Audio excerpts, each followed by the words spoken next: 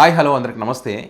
టాపిక్లకు వెళ్ళడానికి ముందు నిజాలు జీర్ణించుకోలేనటువంటి కొంతమంది మూర్ఖులకు నాదో రిక్వెస్ట్. ఈ వీడియో పూర్తిగా చూడండి.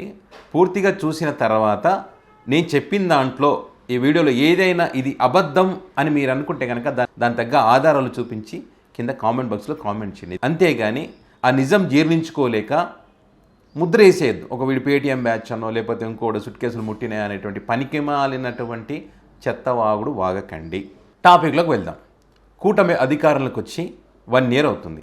ఎన్నికలకు ముందు ఇచ్చినటువంటి హామీలకు సంబంధించి మరి అమలు చేయలేదని చెప్పి వైఎస్ఆర్ కాంగ్రెస్ పార్టీ ఈరోజు 1 year అనేటువంటి క్రమంలో జూన్ 4న వెన్నుపోటు దినోత్సవం అని చెప్పి ఒక కార్యక్రమాన్ని నిర్వహిస్తున్నారు. సో ఖచ్చితంగా ప్రతిపక్షంలో ఉన్నారు కాబట్టి ప్రజల తరఫున మాట్లాడాల్సినటువంటి బాధ్యత వాళ్ళకు ఉంటుంది కాబట్టి ఖచ్చితంగా వాళ్ళు మాట్లాడతారు. సో ప్రతిపక్షం మాట్లాడినప్పుడు కామన్గా వచ్చేటువంటి అభిప్రాయం ఏంటి? వాళ్ళు రాజకీయ లబ్ధి కోసం మరి అధికార పార్టీ మీద ఆరోపణలు చేస్తున్నారని అంటారు. సో ఎవరు అధికారులను అదే రకంగా అంటారు. కానీ వాస్తవ పరిస్థితులు ఏంటి? వైసీపీని టీడీపీని ఆ పార్టీలన్నీ పక్కన పెడదాం. వాస్తవంగా ఉన్నటువంటి పరిస్థితులు ఏంటనేది మనం ఒక్కసారి పరిశీలిద్దాం. కూటమి అధికారులకు రావడానికి సూపర్ 6 హామీలు ఇచ్చారు. మరి సూపర్ 6 హామీల్లో ఏదైనా అమలు చేశారా? మామూలుగా పింఛన్లకు సంబంధించి ఏ గవర్నమెంట్ ఉన్నా ఇస్తుంది, ప్రత్యేకించి దానికి హామీ ఇవ్వాల్సినటువంటి అవసరం లేదు. ఈ 1 year కాలంలో సూపర్ 6 సంబంధించి చేసినటువంటిది ఏముంది? మరి సూపర్ 6 అయితే అబద్ధమే కదా. నేను ఎప్పుడో చెప్పా, ఫ్రీ బస్సుకు సంబంధించి అధికారులకు వచ్చిన 2 నెలలకి ఇది ఇప్పుడు అమలు చేయరు అని చెప్పా. మరి సంవత్సరం అవుతుంది కదా, అమలు చేశారా? అంటే నేను నిజం చెప్పినట్టే కదా, ఇందులో అబద్ధమే ఉంది ఇక్కడ. అదేవిధంగా తల్లికి వందనానికి సంబంధించి కూడా ఎప్పుడో చెప్పా. తల్లికి వందనం నీళ్ళు, తండ్రికి ఇంధనం పుల్లని ఒక వీడియో కూడా చేసి నా ఛానల్ ఉంటుంది, కావాలంటే మీరు చెక్ చేసుకోండి. అప్పుడే చెప్పా ఇప్పుడు లేదని. మరి సంవత్సరం దాటిపోయింది కదా. అన్నదాత సుఖీభావ ఇప్పుడు చెయ్యరని చెప్పా, అది కూడా వీడియో చేసాను, కావాలంటే చెక్ చేసుకోండి. మరి అది సంవత్సరం అయితే చేయలేదు కదా. నేను నిజమే చెప్పా కదా, అబద్ధమే ఎక్కడ చెప్పాను నేను? డిఎస్సికి సంబంధించి మొదటి సంతకం ఇప్పుడు అప్పుడే చేయరు అని చెప్పా, సంవత్సరం అయిపోయింది. ఇప్పుడు కూడా గందరగోళం అయితే ఉంది కదా. నోటిఫికేషన్ ఇచ్చారని కాదనట్లేదు, కానీ గందరగోళమైన పరిస్థితి. డిఎస్ అభ్యర్థులు కన్నీళ్ళు పెట్టుకుంటున్నారు కదా. మరి నేను నిజమే చెప్పా కదా, అబద్ధం ఎక్కడ చెప్పాను నేను? డ్రగ్స్ కంటైనర్ దొరికింది, దానికి సంబంధించి కూడా ఇది అబద్ధపు ప్రచారం చేస్తానని చెప్పా. మరి సిబిఐ చెప్పింది కదా, దానికి సంబంధించిన వీడియో కూడా ఉంది, చూడండి. మరి నేను నిజం చెప్పినట్టే కదా. షణ్ముఖ వ్యూహం కేవలం వాడుకుంటారు వీళ్ళు ఎలక్షన్ వరకే పరిమితం, ఇది అమలు చేయరు అని చెప్పి అసాధ్యం అని చెప్పా. మరి ఎక్కడే అమలు చేస్తూ ఉన్నారు? నేను నిజమే చెప్పాను కదా ఈ లెక్కన. సో దీనివల్ల నష్టపోయింది ఎవరు? జగన్మోహన్ రెడ్డి నష్టపోలేదు, ఇక్కడ ప్రజలు నష్టపోయారు. ఈ పథకాలలో ఎంతో కొంత ఆ ప్రజలకు అంది ఉంటే కనుక కొంత కొనుగోలు శక్తి పెరిగి వాళ్ళ బతుకుదెరువు మారి వేరే ప్రాంతాలకు, రాయలసీమ ప్రాంతాల్లో వలసపోతున్నారు ఇప్పటికి చాలామంది. రాష్ట్రంలో మహిళలు సెక్స్ వర్కర్లుగా తయారవుతూ ఉన్నారు. 5th ప్లేస్లో ఉంది ఆంధ్రప్రదేశ్, 2nd ప్లేస్ 5th ప్లేస్లో ఉంది. సో మరి మన అద్భుతాలు చేసి ఇవన్నీ ఎట్లా జరుగుతాయి? అదేవిధంగా వీళ్ళ రాజకీయ లబ్ధి కోసం పవిత్ర పుణ్యక్షేత్రమైనటువంటి శ్రీ వెంకటేశ్వర స్వామిని మరి డైవర్ట్ పాలిటిక్స్లో భాగంగా ఇందులోకి లాగినటువంటి మాట వాస్తవం కదా. మరి కల్తీ లడ్డు అనేది జరిగిందా? జరగలేదు కదా, ఇది ఫేక్ కదా. సో ఆ రకంగా భగవంతుడిని కూడా రాజకీయాల్లోకి లాగడం జరిగింది. సంక్షేమ పథకాలు వద్దు, సంక్షేమ పథకాలు చేయలేదు, సంక్షేమ పథకాలు ఇస్తే సోమరిపోతులు అవుతారు. అయినా సరే మేము ఎలక్షన్లో గెలవడానికి హామీలు ఇచ్చాం, గెలిచాం, సరే ఓకే. మరి పక్కన పెట్టాం. అభివృద్ధి ఏమైనా చేశారా? ఎన్ని కంపెనీలు వచ్చాయి రాష్ట్రానికి? వాటికి సంబంధించినటువంటి వివరాలు పెట్టగలరా? ఇన్ని కంపెనీలు వచ్చాయి, ఇన్ని లక్షల కోట్ల పెట్టుబడులు రాష్ట్రానికి 1 year కాలంలో మేము తీసుకొచ్చాం, ఇగో పలానా కంపెనీ ప్రారంభమైందని మీరు ఏమైనా చెప్పారా? గతంలో జగన్మోహన్ రెడ్డి తీసుకొచ్చినటువంటి కంపెనీలే వీళ్ళ ఖాతాలో వేసుకుంటున్నటువంటి మాట నిజం కాదా? అదేవిధంగా 30,000 మంది అమ్మాయిలు మిస్ అయ్యారని చెప్పి అబద్ధపు ప్రచారం చేశారు. మరి ఆ 30,000 మంది మిస్ అయ్యారని మీరు చెప్పారు కదా. మరి రాష్ట్రంలో, కేంద్రంలో మొత్తం మీరే ఉన్నారు. ఆ మిస్ అయినటువంటి అమ్మాయిల లిస్టు తీసుకొచ్చి మరి ఆ 30,000 మందిని తిరిగి మీరేమైనా తీసుకొచ్చారా? దాని అర్థం ఏంటి? అసలు మిస్సింగ్ అనేది లేదు, ఇది ఫేకు.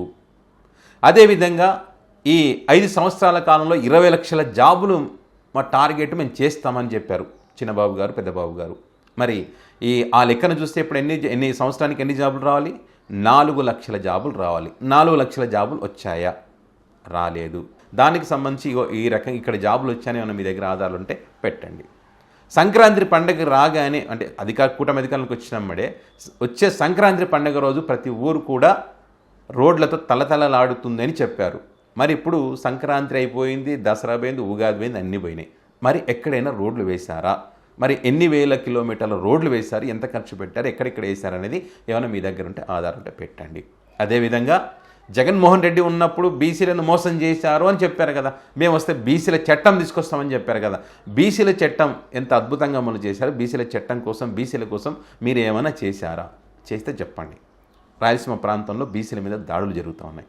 రాప్తాడు నియోజకవర్గంలో జరిగింది ఎవరిపైన? బీసీలపైనే. ఎస్టీ ఎస్సీ సంక్షేమం అన్నారు.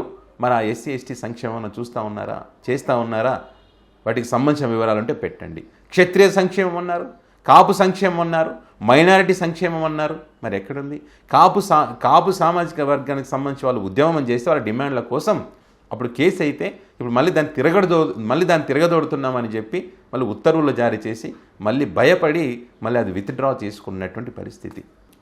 దాని వెనుక కుట్ర జరిగింది అని అనుకుంటే కనుక మరి ప్రొసీడ్ అవ్వండి, కానీ అవ్వలేరు. జనసేన పార్టీకి సంబంధించినటువంటి నాయకులు, ఎమ్మెల్యేలు అద్భుతంగా మాట్లాడతారు. ఒక ఎమ్మెల్యే గారు మాట్లాడారు కదా నెల్లిమర్లలో, అది జనసేన గెలిచిన వెంటనే అధికారంలోకి రాగానే 100 కంపెనీలు తీసుకొస్తాం, 5,000 ఉద్యోగాలు తీసుకొస్తామని చెప్పారు కదా. పోనీ ఎక్కడైనా ఒక ఉద్యోగం తెచ్చారా? అది లేదు. నారా లోకేష్ గారు శాసన మండలి సాక్షిగా ఏప్రిల్ మే మాసంలో అద్భుతంగా తల్లికి వందనం, రైతు భరోసా, అన్నదాత సుఖీభావ అమలు చేయబోతున్నాం, చేసిస్తాం, నో డౌట్, నో డిస్కషన్ అయిపోయింది కదా. జూన్ కూడా స్టార్ట్ అయింది కదా. దానికి సంబంధించిన ఏమైనా ఉందా? లేదు. మరి మహానాడు రోజున ఏమైనా అనౌన్స్ చేశారా పలానా డేట్కి ఉంటుందని చెప్పి? లేదు. మరి ఏమనంటే నాకు కాలర్ పట్టుకోండి అని అంటారు నారా లోకేష్ గారు. మరి ఇది అబద్ధమే కదా. మరి ఇప్పుడు ఎవరు కాలర్ పట్టుకోవాలి? మేము అధికారులకు వస్తే కరెంటు ఛార్జీలు పెంచము అని చెప్పారు. మరి పెంచలేదా? కరెంటు ఛార్జీలు ఇప్పుడు మోగట్లేదా? మరి మహిళలకు ఫ్రీ బస్ అన్నారు, అది అబద్ధమే కదా. ఆడబిడ్డ నీదే అన్నారు, అది అబద్ధమే కదా. అది ఎక్కడ అమలు చేయట్లేదు కదా. ఇంకొక విషయం, జనసేన పార్టీకి సంబంధించిన వాళ్ళు చేసిన పబ్లిసిటీ పిఠాపురంలో అయితే ఒక రేంజ్లో చేశారు. భూగోళం బద్దలైపోయింది వాళ్ళ ప్రచారానికి.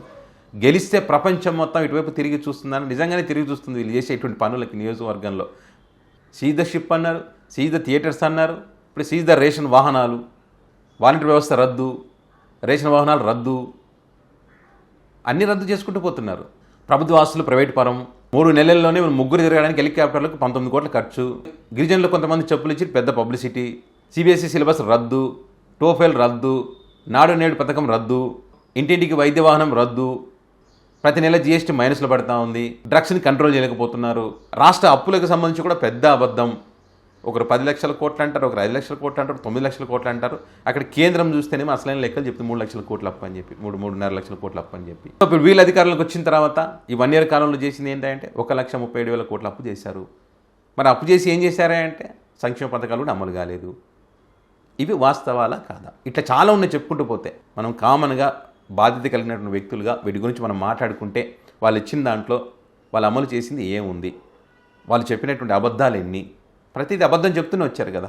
దీనిలో ఏదైనా 30,000 మంది మిస్ అనేది ఏదైనా నిజం ఉందా? దాన్ని ఏమైనా నిరూపించగలరా?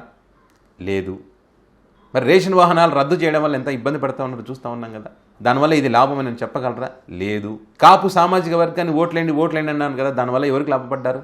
ఒక్క పవన్ కళ్యాణ్ గారికి డిప్యూటీ సీఎం పదవి వచ్చింది, వాళ్ళకి ఎమ్మెల్సీ వచ్చింది. మిగతా కాపు సామాజిక వర్గాల పరిస్థితి ఏంది? వాళ్ళు ఉద్యమం చేసినటువంటి సందర్భంలో వాళ్ళ డిమాండ్ల పరిస్థితి ఏంటి? ఏమైనా చేయగలిగారా? లేదు. ఇందులో నేను చెప్పినటువంటి పాయింట్లో ఇదిగో ఈ పాయింట్ మీరు అబద్ధం చెప్పారు, ఇది నిజం, ఈ రకంగా అమలు చేస్తూ ఉన్నారు, ఇంతమందికి ఇచ్చారు అని చెప్పి ఏమైనా ఉంటే కనుక కింద ఆ ఆధారాలు వాటికి సంబంధించిన డీటెయిల్స్ పెట్టండి. దానికి సంబంధించి కూడా వీడియో చేస్తా. ఇక నేను ఒక వీడియోలో ఈ రకంగా అబద్ధం చెప్పాను, పలానా వాళ్ళు నాకు ఆధారాలు డీటెయిల్స్ అన్ని ఇచ్చారు, సో దాని విషయంలో నేను సారీ చెప్తున్నానని చెప్పి ఇది అసలైన నిజం అని చెప్పి దానికి సంబంధించి వీడియో కూడా చేస్తాను నేను.